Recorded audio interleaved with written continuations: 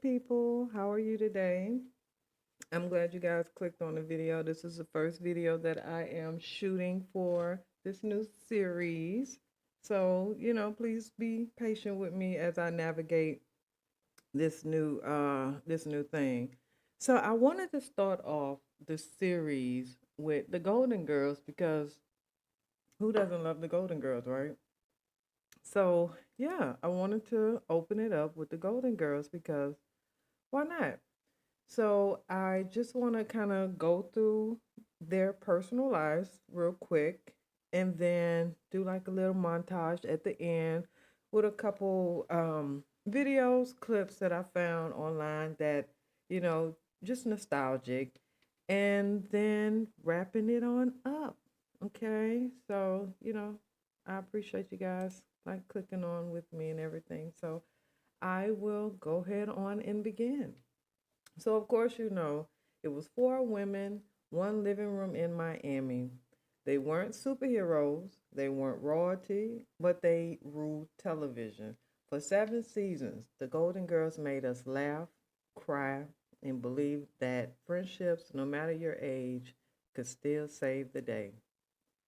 Before they were Blanche, Dorothy, Rose, and Sophia, they were dreamers. Bea Arthur served in the Marines and conquered Broadway before anyone called her a sitcom star. Betty White was already a pioneer, producing her own TV show when women weren't even allowed behind the camera. Rue McClanahan brought Southern charm and Broadway flair to everything she touched, and Estelle Getty, the late bloomer, didn't find fame until in her 60s when she stole the show as Sophia Petrillo. Together, they were lightning in a bottle. The Golden Girls wasn't just a sitcom, it was a statement about aging with laughter, about women carrying entire stories on their shoulders, and about how cheesecake could solve almost anything. Every woman became a legend in her own right. They won Emmys, broke barriers, and redefined what television could be for women over 50. But what fans loved most wasn't the jokes, it was the heart. They made growing older look fearless, funny, and full of friendship. The Golden Girls gave millions of viewers permission to laugh at life again. And even behind the scenes, it was real love mixed with real tension. They disagreed, they competed, and they still came back every season because they knew together they were unstoppable. Bea Arthur taught us how to speak our truth. Betty White showed us kindness could outlast time. Rue reminded us to live boldly, love freely, and never apologize for who you were. And Estelle, she proved that it's never too late to start living your dream. And on that note, I would like to show you guys a couple golden moments as well as an interview that Betty White did with Rosie O'Donnell, and also a clip from Betty White's TV show, The Life of Elizabeth. So I'll first start off with, so let me take down my slideshow. It'll be back. And I will now go to, let me show you guys. Let me get this out the way. Let me show you an interview that Betty White did. Did you get along with everyone on the Golden Girls? I mean, oh yes, you did. Oh yes, B was not that fond of me, but yeah, I why loved, no? I've heard that. I don't know. What is I that don't know what about? I ever did. I don't know, but she was not that thrilled with me. But I loved B, and I admired her, and and I can't believe I'm the only one left because I was the oldest. It's so silly. Well, Estelle Getty was not as old as she played on that show, was she? Estelle was younger than she was playing. Much younger, much younger. And the makeup people had to spend hours putting wrinkles and all that, to make her look, and of course the wigs.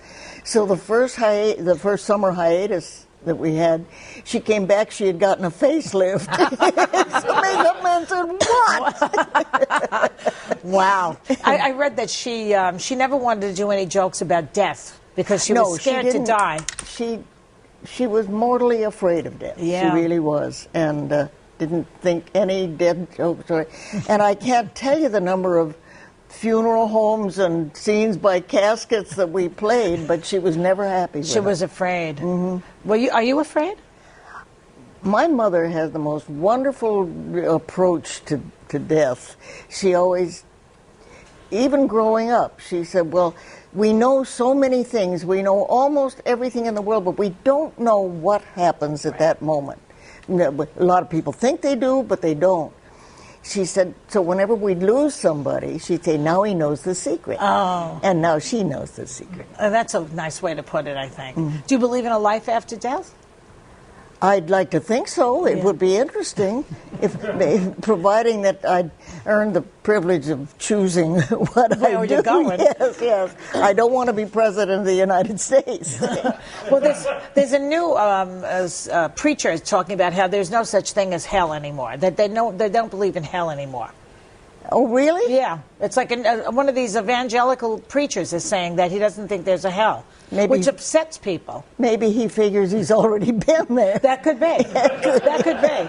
Because, people don't like that idea because that means that people like Bin Laden are not going to go to hell and Hitler and the evildoers of the world. So. Well, the human being, the human animal, I love everything with a leg on each corner, but the human animal is a vengeful creature, and we wish very bad things for other human animals. I know. Animals are really much nicer. Well, it's not so much nicer. It's just that they don't lie to you, and you can't lie to them. I mean, right. you level with each other. That's and I like true. that. That's true. Even when they. Yeah. So I don't know how far I can go with letting that play, but that was a cute little interview. So let me show you guys what I didn't even know she had this show, but it's called The Life of Elizabeth. So let me get that down. Okay.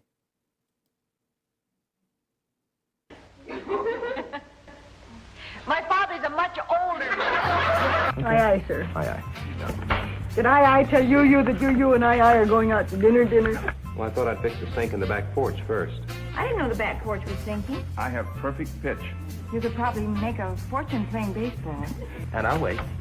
Wait, for what? For hilarious jokes, you know. Me? You. No. Where's the television set? In the living room.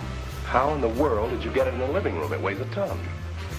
I had on a light movie. The horn wasn't exactly broken. It was just indifferent. It didn't give a hoot. I'm always making up jokes. Right.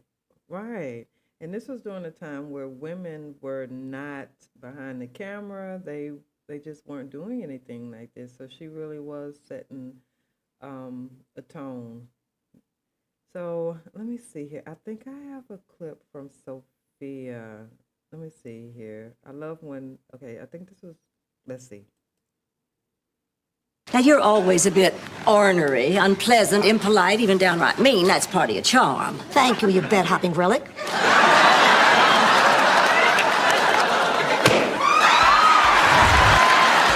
matter how much pain I went through, and it was a lot, I wouldn't give up having you for anything in the world. Thanks, Mom. And I knew you'd be special. And I didn't disappoint you? A little. All right, spill it. Who is he? His name is Dr. Jonathan Newman. He's a psychiatrist at the Grief Center. So, you're seeing a psychiatrist. It's about time. The timing on this show it was always impeccable. The woman gives names to her gingerbread men. Arrested for prostitution. I can't believe it. Sophia, we're innocent. I know that. I can't believe these dumb cops would think anyone would pay money to sleep with you.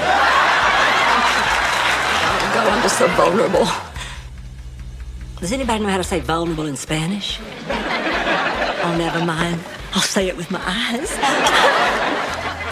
Adios. I said it before and I'll say it again. Sluts just heal quicker. Thank you and good night. Well, Ma? 5 minutes and 10 seconds. Oh, that's a little long. What should I cut? After hearing that act, you're through. Yeah, so I really did enjoy watching Golden Girls. Let's see what this one is. I think this is the first episode. Hi there. Ma! Ma, what's the matter? Everyone is fine. No one died. The home burnt down. My God, are you all right? How'd you get here? I hitched. Ma. A cab. I took a cab. Well, you should have called. I'm perfectly capable of managing by myself. I don't need help. I'm a totally independent person. I know. I need $67 for the cab. $67? Ma, this is crazy. The home is 15 minutes from here. My cab driver is Cuban. He said there was an additional tax for a bilingual driver. Do you guys remember in the first season? Oh, well, the first episode, Blanche's room was across the hallway. Oh, well, it was on the lanai, technically. So, yeah. Oh, wait, before I close out, I do want to show you guys this, right? So, I would say some of the best episodes to me, because I did want to run through, like, I thought back and I said, what were like the funniest episodes or some of the best episodes to me, right? So I made a list. So I'll start with number 10. So number 10 would be the pilot season. And that's just basically when they are introducing, the four women into the home and, we're getting to know them, right? I would say number 9, I put down just anything where Sophia was doing her comebacks, which is why I had to find something that had like, her little one hitters, because I just love how she was just always ready to go. You know what I'm saying? She was just on edge. Like that one episode when she was like, she hadn't had a bowel movement, so excuse her. She hadn't had a bowel movement in days or whatnot, but she was just always ready.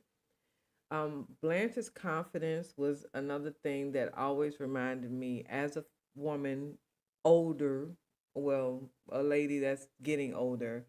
I always just love the fact that Blanche just showed so much confidence in what she did, no matter how old she was getting, even though she didn't like getting older, but she accepted it, and I appreciated that because it just, I don't know, it just, as a woman, it's harder getting older. It's a little harder. You start seeing a little wrinkle here, a little wrinkle there. You're like, oh my goodness, I don't remember this. Let me see. Then I put down that Dorothy. I love how she knew when to her comedy.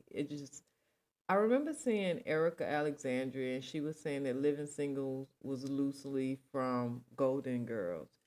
And before she even said that, I always, correlated those two because I was a huge Living Singles fan, and my great auntie was a huge Golden Girls fan. So I always just put those two together.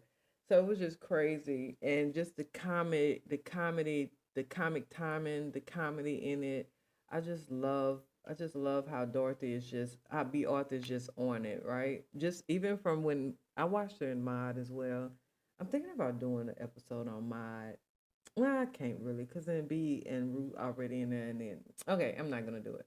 Anyway, so then I had wrote down another thing that I love was Rose's St. Olaf stories.